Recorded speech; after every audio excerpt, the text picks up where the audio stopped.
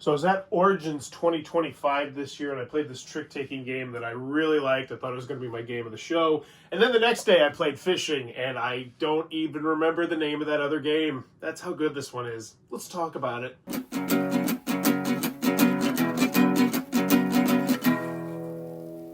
What does that even mean, Bowers Game Corner? Ahoy there, YouTube! I'm back again today for another game review, and today I'm very excited to check out Fishing from Friedman Freeze and Rio Grande Games. This is for 3 to 5 players, ages 14 plus. Take you 40 minutes to play. It is a very small box trick-taking game. From Friedman Freeze, as I mentioned, if you're not familiar with his work, he's one of the most prolific and best, in my personal opinion, game designers of all time. This is his attempt at a trick-taking game. It is different. It is unique. I'm going to show you how to play it right now. We don't have to take it to the table because at its core, it's an incredibly simple game if you've played any other trick-taking game, so let's get into it. There's going to be this deck of cards you're going to start off with. It's going to have 4 suits: yellow, blue, green, and red. They go from 1 to 10. Pretty simple, right? When you play your first game of this, these are the only cards you're going to have. You're going to deal them out. And when you first set up the game, depending on your player count, you're going to remove or take out some cards. And they have these really nice reference cards right here for your player count, which will help you do that. And then you're going to deal them out, and then you're going to play a regular trick-taking game, where if someone were to lead, for instance, this one yellow, everyone else has to follow suit, and they have to play a yellow, and if they can't, they can throw off a different color. Very typical stuff, you know? Now, when you win a trick, you have the highest number of the suit that was led, or you play trump. Now, trump is not in this deck just yet. Trump will come into play a little bit later, but know that. When you win cards, they go into your net. You've caught them. They're going to be a victory point. Yes, 1 flat victory point. Each card you win is a victory point. Very simple scoring system. I do appreciate that, if I forget to mention the pros and cons. Goes there, and then you get to lead, playing out the next card from your hand in typical trick-taking fashion until all the cards in everyone's hand have been played, at which point you're going to look in your net, you're going to see how many cards you have won, and that's how many points you win.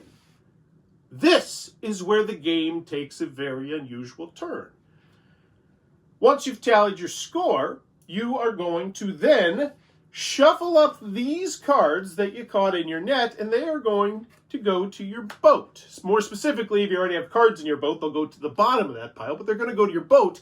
And then the cards that you draw for the next round, which once again, we also have a handy dandy little thing right here. This is the 4-player one, and you can see you're going to draw more cards as you go through the rounds, are going to come from your boat. So the cards you win will get you victory points, but they're also going to be the cards in your hand next time. So if you win like a 2, 6, 7, 4, that's kind of ick, right? Which means the more you win, the weaker, in theory, your future hands are going to be. To put this into perspective, if you win 6 tricks the first hand, you're like, whoa, I'm on cloud 9, I got 30 points, I'm crushing. Well, that also means for the next 3 hands, you're going to be playing with all that garbage, while everyone else who doesn't have cards in their boat is going to be drawing from a different deck. So, how this works is, let's say that first round I won 1 trick in a 4-player game, and I had 4 cards in my boat. I draw those 4 cards. Well, I'm like, well, I can't draw up to the 9 cards I need. Well, that's where this deck comes in. And this deck is going to be arranged at the beginning of the game from 1-star to 5-star cards. And you're going to draw from the 1s first. You'll shuffle them up. And so, for instance, in this example, if I had 4 cards in my hand and I still need to draw 5 more, I would draw the top 5 cards from this deck. And now, I didn't shuffle these apparently pretty well. Actually, the zeros just get introduced really quickly. And now I'm playing a whole different game than those other people. Because in this deck, there are a variety of cards which are all explained pretty well on your thin player reference right here. But they do a variety of different things. So we'll go over them right now because they are pretty fascinating. So first, the numbers just go up, which, you know, okay, they go up to, I believe, 18. So this is a 5-star. So you remember that yellow 10 that was the best card in the game? round 7, this 17 might be out, and it makes you really consider how good that 10 actually is and when you play stuff. So all the different suits get higher. There's also, and I should go from the top to the bottom, the introduction of the green suit. I mentioned the Trump suit. Those go up to, I believe, like 16. So, you know, when you first start, you're like, oh, look at me, I got a 1 Trump, I'm going to be able to steal whatever.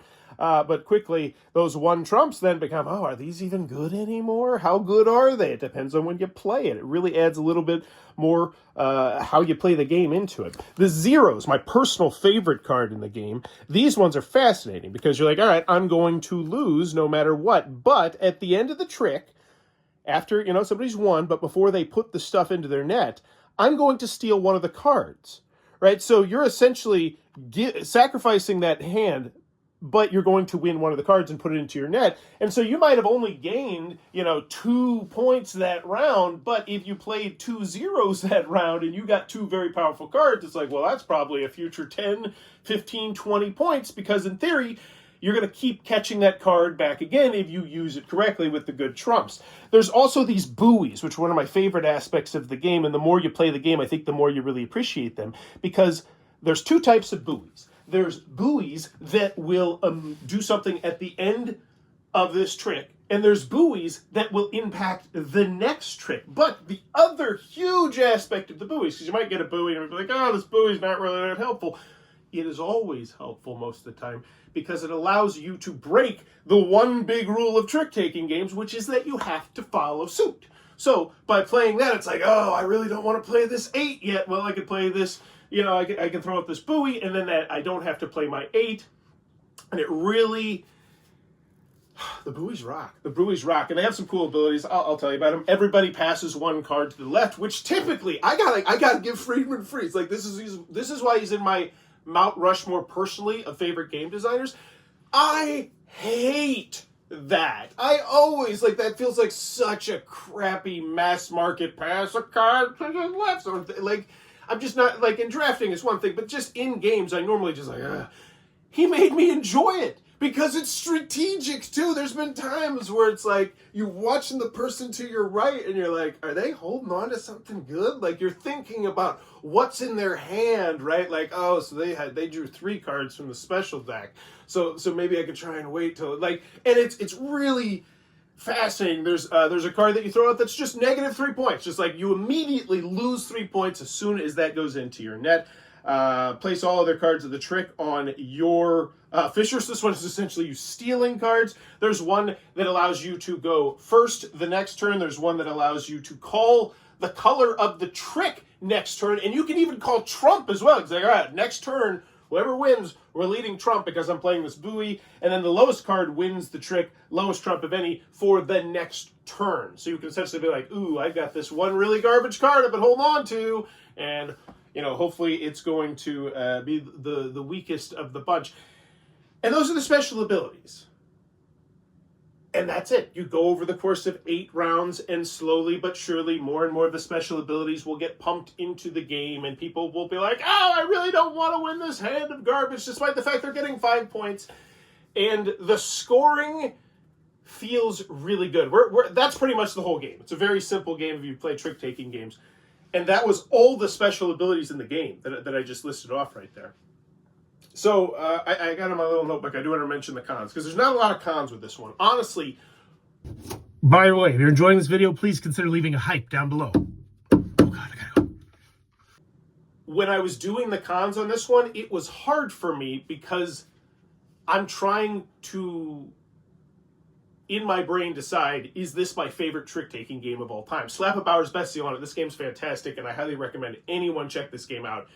Trick-taking fan or not, this game, I think you will enjoy, or at the very least, you'll be like, that was very unique. And that's why I love Friedman Freeze. But moving on to the cons. So we'll do have the components. The player, like, this just feels so 1990s component-wise, and the second edition, which please, please, please, please give me that second edition with some more cards. That's the one con that I have with this one, is that it's not my favorite trick-taking game of all time. That's still the Crew, because I feel like this one has like, I'm gonna come back to it and I'm gonna enjoy coming back to it, but I don't feel like it has enough yet. I feel like this is one expansion away from being my favorite trick-taking game of all time and probably in my top 10 games of all time. And I'm talking about like 16 to 20 cards. I don't need a lot here. That's how great this game is. But on the con side, I do feel like the more you play this, it could start to feel samey because of the lack of stuff. But I'm honestly just stretching for cons here. So let's stop doing that. Any other cons? I think there was one more that I was able to think of, and it was not a good one either because, oh yeah, components are fine. The theme's fine. The theme's fine, but it's not an amazing theme. Like, it's not thematically that attached. And that's what I got. Moving on to the pros, it's easy to learn. It's easy to teach. The scoring is simple. Oh, I would like, hopefully in the second edition as well, hopefully they have like just a little scoreboard would be nice as well, like a little dry erase.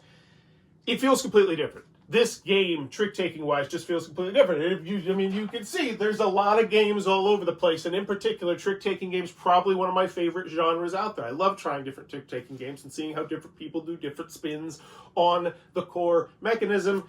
And Friedman Freeze just shows why there's levels to this game design stuff, as I played this with two other gamers who have played thousands of games, not being hyperbolic. And all three of us were just like, what is this? This is wild. Like, what? It's just, we sat there, we basked in it. I think that will be another con in this. I do want to mention, another con, because Ronnie mentioned this one. There is a good deal of randomness potentially in this with that C deck and you drawing, what cards you draw. But once again, I feel like that's a stretch. I don't feel like most people are going to mind that at all.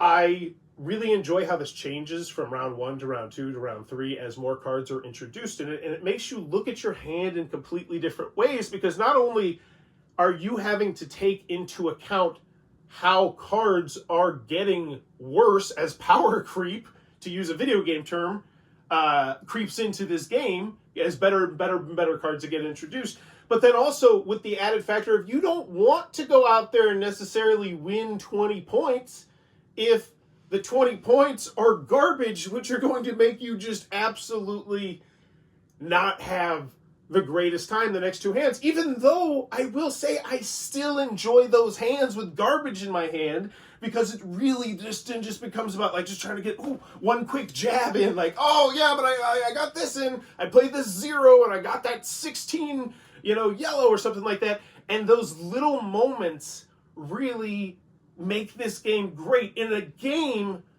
one of my least favorite parts of games is when they say, all right, do that thing you just did, but then just do it 8 more times.